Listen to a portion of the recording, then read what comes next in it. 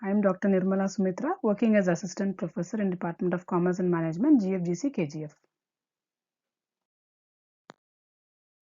Good afternoon, dear students. Today's topic is about fire insurance claims. So generally, business organizations face several risks.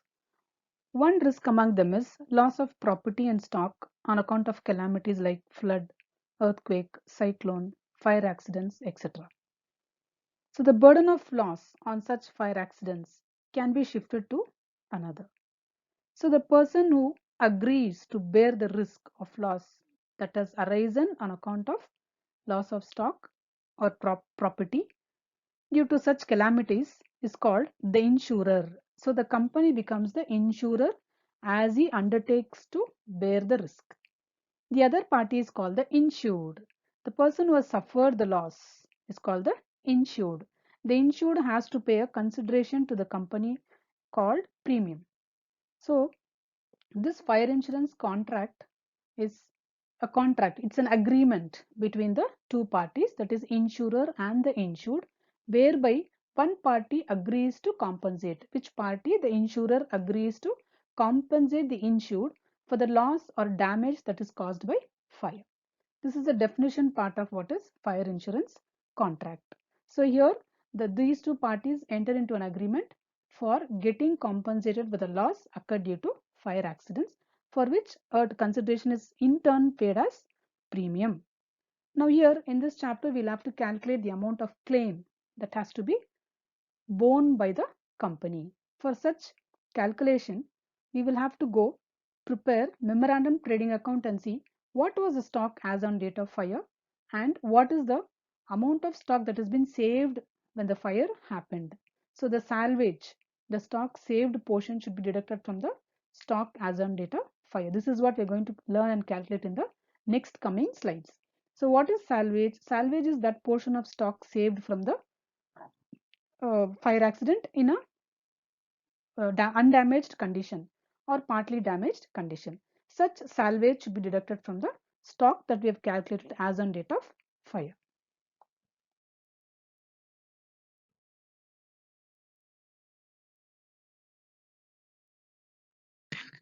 Memorandum trading account. What is memorandum trading account? It is an account which is prepared from the beginning of the current year till to the date of fire accident. This account is prepared to ascertain the estimated stock as on date of fire accident. Here, while preparing this trading account, it is as usual how we prepare the trading account. So we take towards debit side opening stock as on the beginning of the period, then purchases up to date of fire, then carriage inwards, wages, manufacturing expenses, customs duty, coal, water, power, fuel, gas, etc. All these are direct expenses up to the date of fire. Towards credit side, as usual, we take sales up to the date of fire, and debit side we will have to take the GP. So here all other items would be available in the problem, but GP ratio must have to be ascertained. For ascertaining that, the rate of GP on sales must be known. So the rate of GP may be directly made known or might have to be calculated. So for calculating, if at all the GP is not given in the problem, we may have to prepare the previous year's trading account to see what is the rate of GP, or sometimes rate of GP of previous years could be given. We will have to see the average in that, and we will have to take, if 2-3 years GP is given, we should take the average and calculate. Or we'll have to prepare the previous year's trading account keeping into account the previous year's details. So we will get the rate of GP. That rate of GP we will have to update in the memorandum trading account that we prepare to find out stock as on date of fire. After this, when we close the trading account, you will get the difference towards credit side as whatever we get will be stock as on date of fire. For this purpose, we prepare the memorandum trading account. Then comes average clause in the fire insurance claims. So we have a formula we will discuss in the next slides. So there, when policy amount is given, we'll have to calculate the amount of claim taking into account the policy amount into loss of stock divided by stock as on date of fire.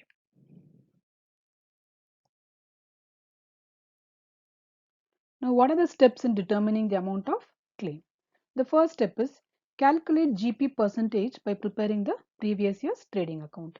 If GP percentage is not given in the problem, we will have to prepare the previous trading account taking into account the previous year's details and prepare the trading account so that we will get the representation of GP there.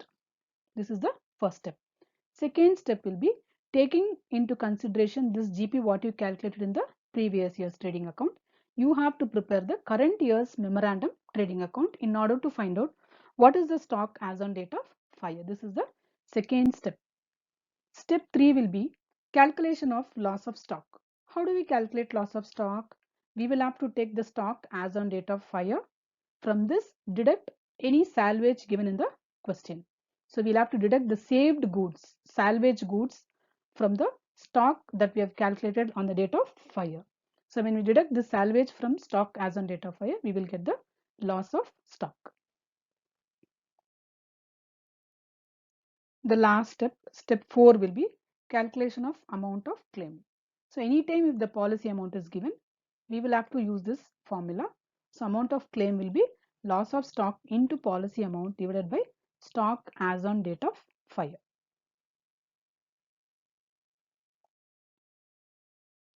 There are certain points to be noted while preparing the statement of claims. So point number 1 will be if GP percentage is not given, the previous year's trading account should be prepared in order to find out the GP. Point number 2 will be if GP percentage is given for more than 1 year, then we'll have to calculate the average GP. That average GP we need to calculate and update in the current year's memorandum trading account. Point number 3, whenever policy amount is given, we will have to apply the fourth step which you have learned in the previous slides. That is amount of claim will be loss of stock into policy amount divided by stock as on date of fire.